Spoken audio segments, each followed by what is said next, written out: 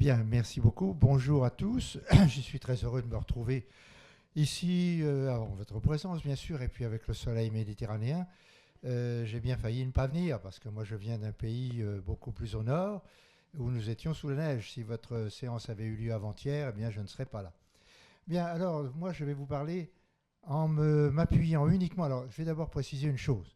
J'ai un défaut rédhibitoire, je ne suis pas médecin. Mais ça ne me gêne nullement de parler pour autant de vaccination. Pourquoi? Eh bien, je crois que les médecins qui sont là ne me contrediront pas. La médecine n'est pas une science, c'est un art. Mais c'est un art qui repose sur une science fondamentale qui est la biologie, et puis aussi sur d'autres sciences, la physique, la chimie, la psychologie, etc. Eh bien, ayant enseigné durant toute ma carrière la biologie, je me sens donc tout à fait à ma place pour parler de vaccination. Et j'aime beaucoup traiter ce sujet-là des vaccins standards pour des individus tous différents. Ce qu'on veut nous appliquer avec la nouvelle obligation, c'est de faire penser qu'on va protéger toute la population contre ces 11 vaccins qui sont devenus obligatoires. Eh bien, je vais vous montrer plusieurs éléments. Et pourquoi d'ailleurs pour moi c'est une aberration. Je vous dis tout de suite que je m'appuie uniquement, c'est pas du tout que je refuse les autres techniques, mais pour bien montrer que la vaccination c'est une aberration, je vais m'appuyer uniquement sur ce qu'on appelle couramment les données acquises de la science. Hein. Encore une fois, je ne refuse pas de parler d'autre chose, mais en se fondant uniquement sur les données acquises de la science, eh bien on peut montrer que la vaccination telle qu'elle est appliquée, c'est un non-sens sur le plan biologique. Alors, un rappel tout à fait rapide, l'immunité présente deux formes qui s'opposent complètement, même si elles sont complémentaires. L'immunité innée, qui a deux caractéristiques, elle est rapide, quelques minutes ou dizaines de minutes, quelques heures, mais elle ne développe pas de mémoire. L'autre, c'est l'immunité adaptative qui, comme son nom l'indique, nous permet de nous adapter à notre environnement, qui, elle, au contraire, est relativement lente, quelques jours, quelques semaines, mais elle a un avantage sur l'autre, c'est qu'elle développe une mémoire. Et cette immunité adaptative refait deux formes. L'immunité humorale, qui est généralement la seule dont on parle, c'est celle qui dépend des anticorps. Les anticorps étant transmis par les humeurs de l'organisme, c'est-à-dire le sang, la lymphe, hein, tous les liquides de l'organisme, on l'appelle donc l'immunité humorale. Ça, ce sont les anticorps. Mais il y a un autre aspect qui est au moins aussi important, sinon plus, c'est l'immunité cellulaire, c'est-à-dire la mise en place par le système immunitaire de cellules tueuses qui vont tuer tout simplement les cellules infectées pour stopper l'extension de l'infection. Alors, voici un petit schéma donc résumé. Vous avez ici, si je ne me trompe pas de petit bouton, l'immunité innée qui est ici commence par un signal de danger. Ça, c'est ça qui fait démarrer les opérations. Et ce signal de danger, il est dû à des molécules particulières qui sont portées par les pathogènes, par les bactéries, par les virus, par les champignons. Et dans le cas des vaccins, eh bien, le signal de danger est représenté par l'adjuvant. Parce qu'il y a la plupart des vaccins, si on ne mettait pas d'adjuvant dedans, ça ne marcherait pas. Donc, ceci va être capté par des récepteurs dans l'organisme, en particulier par ces cellules, bon, je n'insiste pas sur le détail, mais qu'on appelle des cellules dendritiques en raison de leur forme, et qui vont déclencher une réaction inflammatoire. Cette réaction inflammatoire peut bien entendu devenir dangereuse, si elle devient chronique. C'est la raison pour laquelle vous avez des mécanismes régulateurs qui passent par l'hypophyse, par l'hypothalamus, d'abord l'hypophyse, les surrénales. Bon, je ne détaille pas, ce n'est pas l'objet de cet exposé. Et puis en parallèle, les cellules dendritiques vont présenter aux lymphocytes, c'est-à-dire aux globules blancs les plus importants. Vous avez tous vu votre analyse sanguine, vous avez dedans les globules rouges bien sûr, mais vous avez les globules blancs, dont les éosinophiles, les basophiles, les neutrophiles, et puis vous avez les lymphocytes. Eh bien, ce sont les lymphocytes qui vont être responsables de l'immunité adaptative.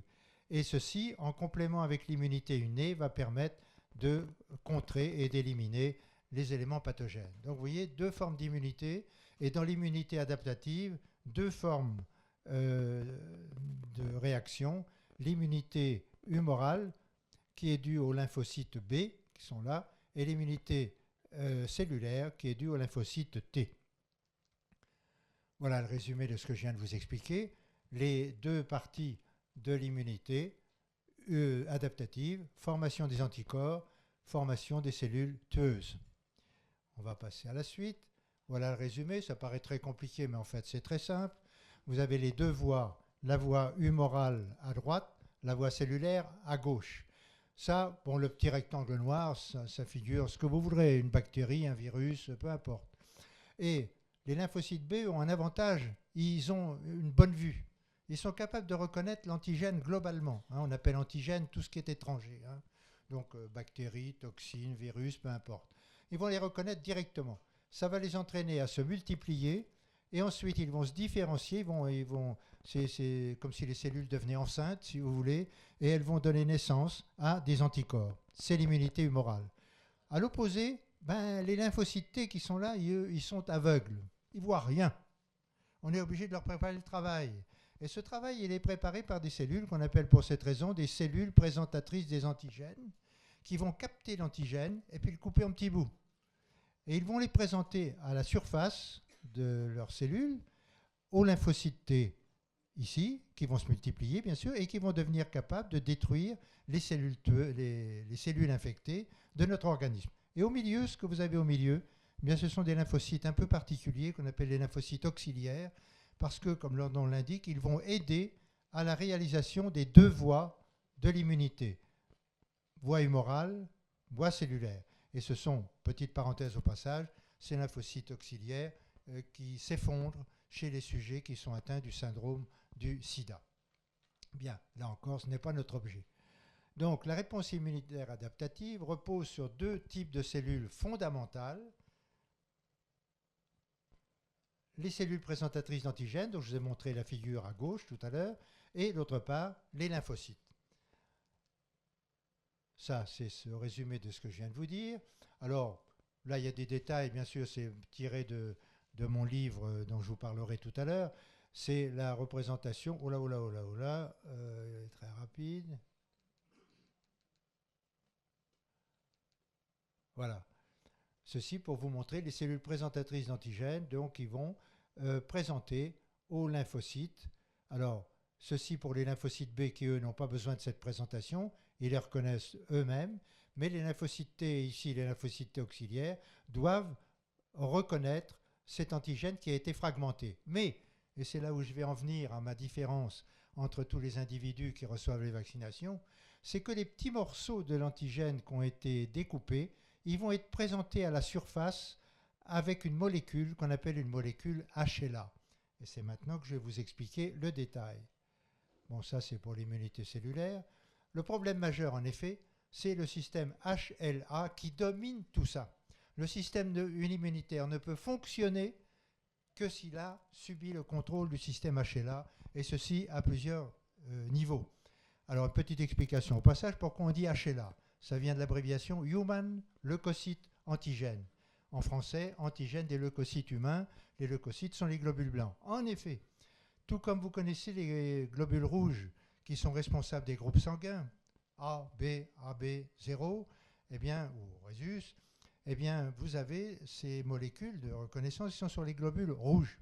Mais on s'est aperçu beaucoup plus tard, on va dire en gros 60 ans plus tard, que les globules rouges, on s'est aperçu que les globules blancs possédaient aussi des éléments de reconnaissance, des marqueurs, et ces marqueurs, on les a appelés donc antigènes des leucocytes humains.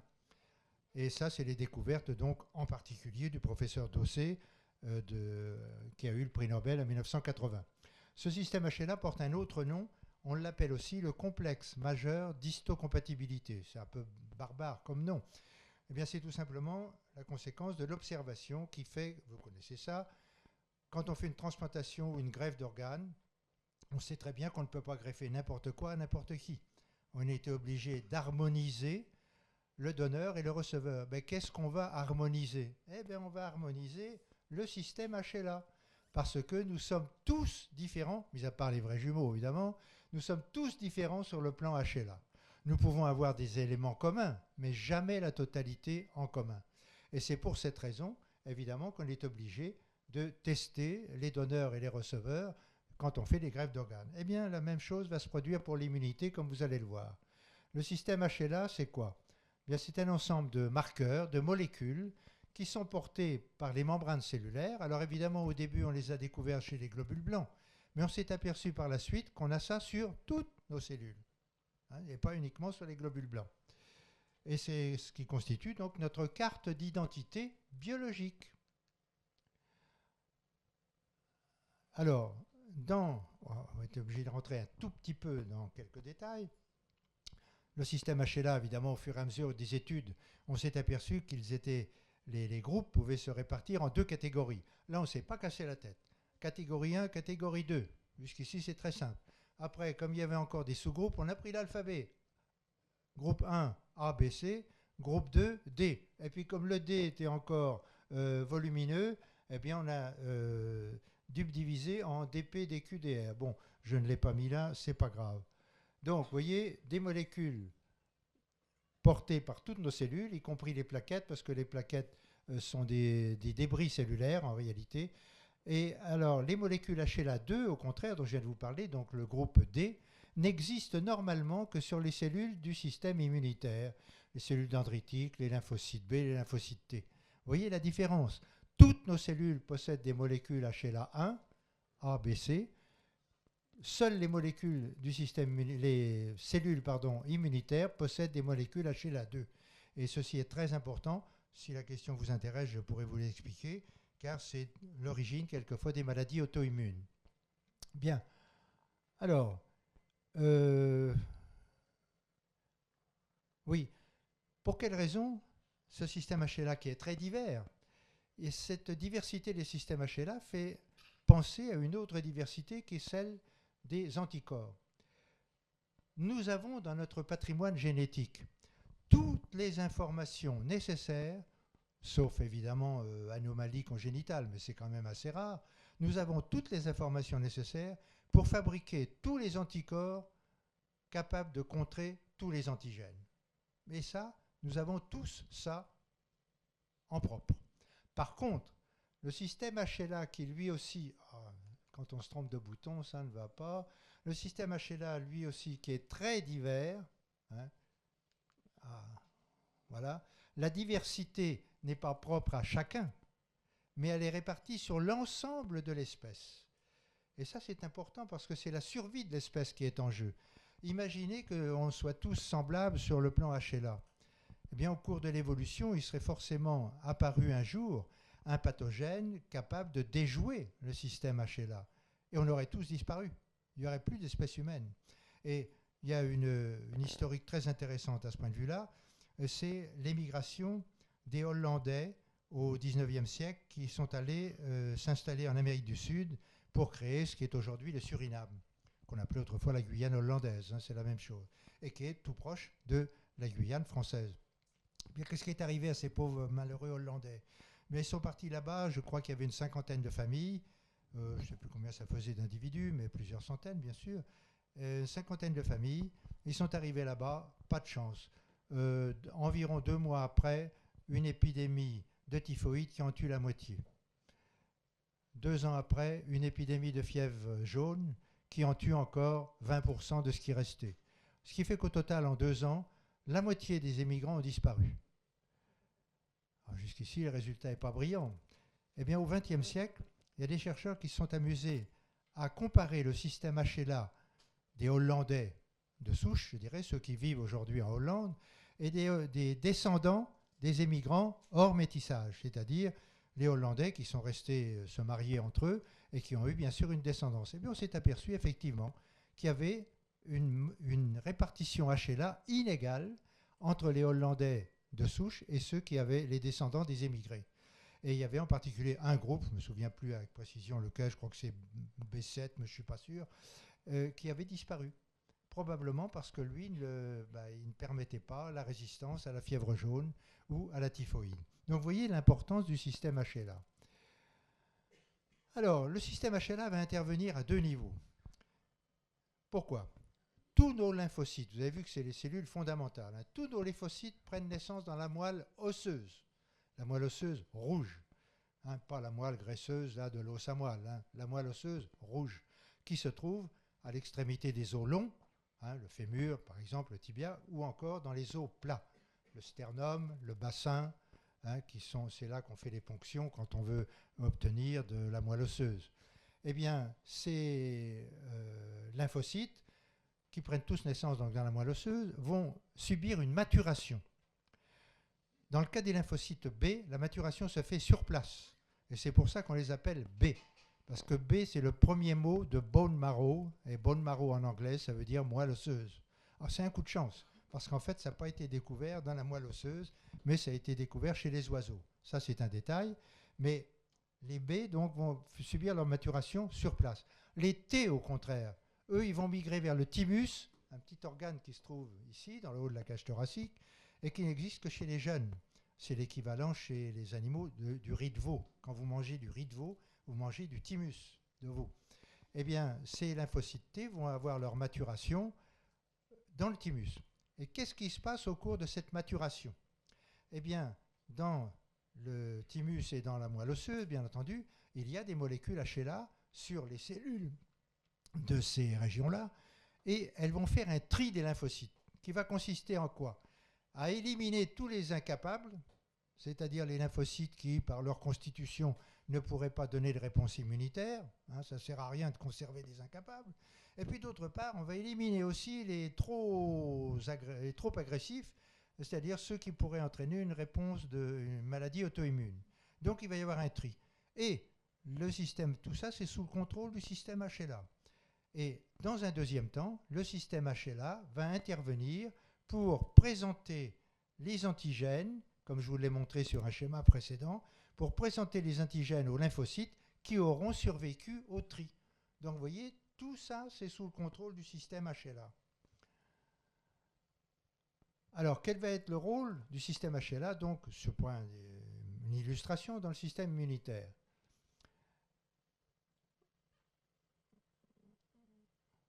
Bien, alors, je vais vous montrer là. Voilà une représentation schématique des molécules HLA. HLA1 ici, HLA2 ici. Peu importe leur constitution. Vous voyez, chacune est formée de deux parties différentes, bien sûr. Et à la surface, alors ça, ce serait la membrane cellulaire. C'est pas représenté à l'échelle, bien sûr. Mais ça, ce serait la surface cellulaire. Et ressortant de la surface cellulaire, donc pouvant présenter aux lymphocytes des éléments, eh bien, ces molécules présentent un sillon ici. Et c'est dans ce sillon que va venir se mettre le petit morceau d'antigène qui aura été découpé par les cellules présentatrices d'antigènes. Vous voyez ce que je veux dire? Eh bien, comment ça va se mettre dans le sillon? Il est évident que dans ce sillon, ces molécules, ce sont des protéines. Vous savez que les protéines sont formées d'acides aminés. Mais dans les acides aminés, vous en avez qui sont chargés positivement, négativement. Il y en a qui sont acides, d'autres qui sont basiques, d'autres qui sont neutres. Il y en a qui sont hydrophiles, c'est-à-dire qui ont une affinité pour l'eau, et d'autres qui, au contraire, sont hydrophobes. Ils n'ont pas d'affinité pour l'eau. Eh bien, vous comprenez bien que si ces molécules ici sont plus ou moins acides, plus ou moins basiques, plus ou moins hydrophiles ou hydrophobes, elles vont accepter que des petits morceaux d'antigènes qui leur conviennent. Nous sommes bien d'accord. Ce qui veut dire qu'il y a des contraintes à respecter, c'est-à-dire que ça va dépendre, le petit antigène, le petit morceau d'antigène qui va venir se mettre dans le sillon, eh bien, doit répondre à un certain nombre de contraintes. D'une part, la taille des acides aminés. Alors, si vous connaissez les acides aminés, ça c'est glycocol, alanine, sérine, ce sont des tout petits acides aminés. Par contre, la leucine, le tryptophane, ce sont des acides aminés volumineux, soit parce qu'ils ont des longues chaînes, soit parce que ce sont des cycles ou des hétérocycles. Et puis ensuite, vous avez bien sûr le caractère positif ou négatif des acides aminés et le caractère hydrophobe ou hydrophile du radical. Je n'insiste pas, mais enfin pour ceux qui ont encore un petit souvenir de chimie du lycée, ça c'est la formule générale d'un acide aminé. Vous voyez, ça c'est la fonction acide, ça c'est la fonction amine, c'est fixé sur un carbone central, et ici le radical, c'est lui évidemment qui fait la variété des acides aminés, puisque tous les acides aminés ont ça en commun, mais c'est le radical qui fait la diversité. Si je regarde, plutôt que de regarder là, ce serait plus intelligent de regarder là, ça m'éviterait de me donner un torticolis. Alors ça veut donc dire, comme je vous l'ai précisé en vous montrant le schéma des molécules HLA, que il y a un répertoire, c'est-à-dire une série de molécules qui pourront être admises dans ce sillon des molécules HLA. Ce qui veut dire qu'une protéine donnée qui va être fragmentée par des cellules présentatrices d'antigènes ne vont pas entraîner le même résultat chez des individus différents. Chacun fait son travail comme il le peut. La conséquence, c'est que face aux antigènes, que ce soit des antigènes sauvages ou que ce soit des antigènes vaccinaux, eh bien le système HLA va faire de nous des bons répondeurs, des moyens répondeurs, des mauvais répondeurs et même quelquefois des non-répondeurs.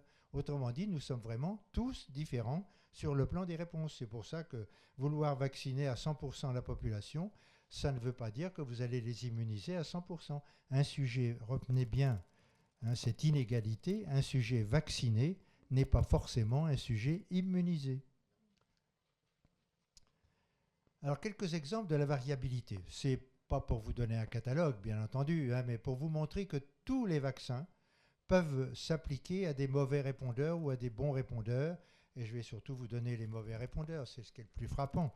Eh bien, je vous ai dit qu'il y avait, vous vous rappelez, les systèmes HLA, il y a des A, B, C pour les HLA1 et DP, DQ, DR pour HLA2. Alors bien sûr, après, vous avez des numéros, A1, A2, A3, B1, B2, B3, etc. Eh bien, comme vous le voyez ici, A1, B8, DR3, ça, c'est pas un très bon haplotype.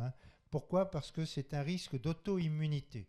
C'est-à-dire, alors évidemment, ça ne veut pas dire que si par malheur vous êtes A1, B8, DR3, vous allez faire une maladie auto-immune. Bien sûr que non. Mais c'est un élément favorisant. Mais il faudra par ailleurs un facteur déclenchant. Et ce facteur déclenchant peut être une vaccination. Moi, j'en ai un exemple précis sous les yeux, du moins le survivant. J'ai un couple de collègues de Grenoble, donc pas tellement loin d'ici, vu de chez moi, tout au moins. Eh bien, ils sont arrivés à la retraite. Leur médecin traitant leur a dit « Ah, vous êtes retraité, vous allez vous promener en Asie du Sud-Est, en Thaïlande et tout ça. C'est plein d'hépatite B, ce qui n'est pas entièrement faux. Et il faut vous faire vacciner. » Sachant que l'hépatite B se transmet par les relations sexuelles, le tourisme sexuel, par la toxicomanie intraveineuse, etc., ces braves collègues n'allaient pas là-bas pour faire du tourisme sexuel et encore moins pour se droguer par voie intraveineuse. Ils se sont donc fait vacciner par l'hépatite B et le résultat, le mari est mort d'une sclérose latérale amyotrophique, c'est-à-dire la maladie de Charcot, en 3 ans, c'est le tarif, et son épouse a survécu, bien sûr, je la connais, et elle vit encore aujourd'hui, elle a à peu près mon âge. Eh bien, malheureusement pour lui, pour son mari, il était à 1 B8 DR3. Et il a fait d'ailleurs 2 maladies auto-immunes en même temps. Mais bon. Ensuite, vous avez d'autres exemples. DR7, par exemple, faible réponse au vaccin hépatite B. B5 ne répond pas au vaccin antitétanique. B7 ne répond pas au BCG. On va continuer d'autres exemples. DR6 ne répond pas au vaccin antidiphtérique. B13, B44 ne répondent pas au vaccin contre la rougeole. B11, B15, par contre, eux répondent bien au vaccin contre la rubéole, mais A24 et B5 ne répondent pas au vaccin contre la rubéole. Vous voyez, à partir de ces quelques exemples, et ce n'est pas une liste exhaustive évidemment, vous voyez la différence de réponse que peuvent présenter les sujets avec des vaccins qui, eux, sont standards. Vous n'allez pas chez le pharmacien acheter votre vaccin en leur disant « Attention, moi je suis à 1 B8 DR3, vous ne me donnez pas... » Ça montre bien que c'est ridicule de vouloir donner ces vaccinations à toutes les personnes avec des vaccins standards. Et dans une conférence qu'il a donnée à Montréal en octobre 1980, le professeur Dossé, qui est donc l'un des découvreurs du système HLA, au départ, il n'a pas été le seul, mais enfin, ça a été un grand artisan, eh bien, il a déclaré à Montréal ceci: la vaccination des enfants contre toute une série de maladies pourrait bientôt être une pratique du passé. Pourquoi ? Parce que justement, il avait compris que le système HLA faisait qu'on n'était pas tous de bons répondeurs à la vaccination. Malheureusement, le professeur Dossé est décédé, ça fait au moins 25 ans, et malheureusement, il n'a pas été suivi. Eh bien, les nombreuses découvertes, donc je vous l'ai dit, dont il a été l'initiateur et qui se sont poursuivies par la suite, nécessitent, je pense, qu'il faut revenir d'une part sur une réévaluation du phénomène vaccinal, sur la nécessité de l'information objective des citoyens, ce qui est quand même la moindre des choses, et d'autre part, par voie de conséquence, la nécessité de laisser à chacun le libre choix de se faire vacciner ou non. Moi, c'est mon cheval de bataille. Je ne viens pas ici pour vous dire, surtout à la sortie, vous allez me signer un papier comme quoi vous allez bel et bien refuser la vaccination. Vous faites ce que vous voulez, ce n'est pas mon problème. Moi, je vous donne des informations que vous ne trouverez pas dans les journaux féminins, que vous ne trouverez pas même dans des journaux théoriquement bien informés comme Le Monde et autres. Hein. Vous ne trouverez jamais ça dans ces journaux-là. Mais moi, je vous le donne et vous pouvez le vérifier. Alors, je veux bien, on dit aussi, il me reste combien de temps? Où il est le chef là? 5 minutes. Combien? 5 minutes, merci, bah ça va tomber très bien. Oui, on dit aussi, mais attention, la vaccination n'est pas faite que pour protéger l'individu que l'on vaccine, mais pour protéger la société, pour empêcher la circulation des virus, des bactéries, etc. Moi, je veux bien, mais à condition que les vaccinations aient montré leur efficacité et leur nécessité. Eh bien, je vais vous montrer quelques exemples à l'aide de courbes qui sont dans mes bouquins. Voilà. Ça, c'est la régression de la diphtérie en France. Qu'est-ce que vous constatez? Constatez que la diphtérie, c'est le nombre de cas. Hein, ce n'est pas les morts, c'est le nombre de cas. Mais vous voyez qu'au début du XXe siècle, ici c'est 1912, il y avait environ 1500 cas de diphtérie. Dans les années 30, ici, c'est monté à une moyenne de 20 000. Et pendant la guerre, 43-45, ces dernières guerres, c'est monté à 45 000. Mais qu'est-ce qu'il y a eu au point de vue des vaccinations? Le vaccin a été découvert ici en 1923. Il a été appliqué dans les écoles parisiennes en 1930. Il a servi à vacciner les militaires, au service militaire, c'est-à-dire pratiquement la moitié de la population, même si tous les hommes ne faisaient pas leur service militaire. Donc, vaccination et vaccination obligatoire en 1938. J'en parle en connaissance de cause, je suis un produit d'avant-guerre. Je me suis toujours souvenu comment on était alignés dans la salle de mairie du village, de mon village natal, et où on nous vaccinait en série, exactement comme à l'armée. Hein. L'infirmier appliquait la seringue, le médecin passait derrière, vous en mettez une petite giclée, c'était ça. Alors que disent les partisans des vaccinations? En 1945, il y avait 45 000 cas, c'est vrai. On a vacciné, c'est vrai. La diphtérie a disparu en France, c'est vrai. Mais ce qu'ils oublient de dire, ça c'est vraiment un gros mensonge par omission, c'est qu'on a vacciné pendant des années avant, et notamment en 1942, à partir de 1942, contre la diphtérie, et ça ne l'a pas empêché l'explosion de la diphtérie. C'est encore plus net.